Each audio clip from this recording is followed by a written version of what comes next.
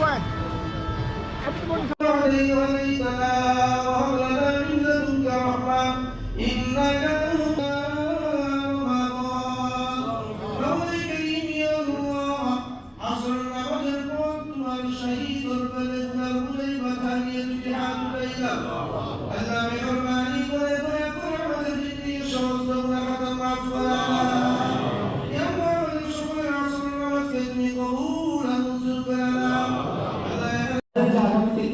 নির্বাচন আসছে এছাড়া আমি 22 তারিখের মধ্যে আপনাদের জানাবো সেই নির্বাচনে যদি অংশ নেই আপনাদের দোয়া নিয়ে অংশ নিব।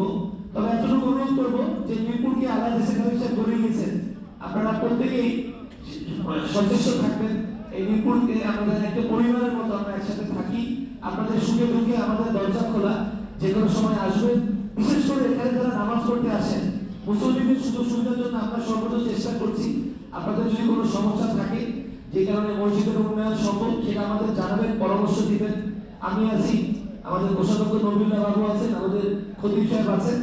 এছাড়া আগামী রমজান মাসে আবার আপনাদের সাথে এখানে একটি সুন্দর আয়োজনের মাধ্যমে আমরা দেখা করবো। পরিশেষে আজকে ওনার প্রথম মৃত্যু বার্ষিকী। আল্লাহ সেখানে সাহেবের জন্য দোয়া করবেন, আল্লাহ যেন তাকে বেহেশতের নসিব জান্নাতুল ফেরদাউস দান করে।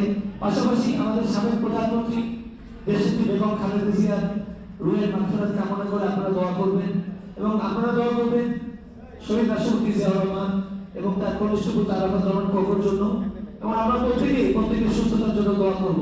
এই বলে আমি আমার বক্তব্য শেষ করছি। আল্লাহ এই মসজিদ করে গেছে আব্বা শেষের দিকে অনেক ধর্মের ব্যাপারে অনেক সময় দিয়ে গেছেন। ইনফ্যাক্ট আমার যে কাজিন বাবু ভাই আব্বাকে অনেক প্রথম দিকে হজে আপনি নিয়ে গেছেন বোধহয় আব্বাকে।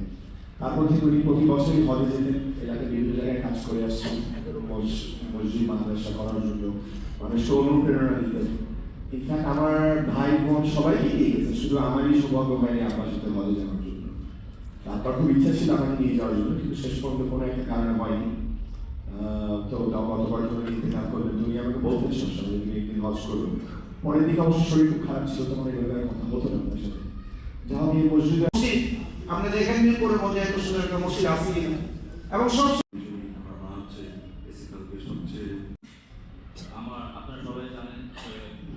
মানুষের কাজে তারা ঘর থেকে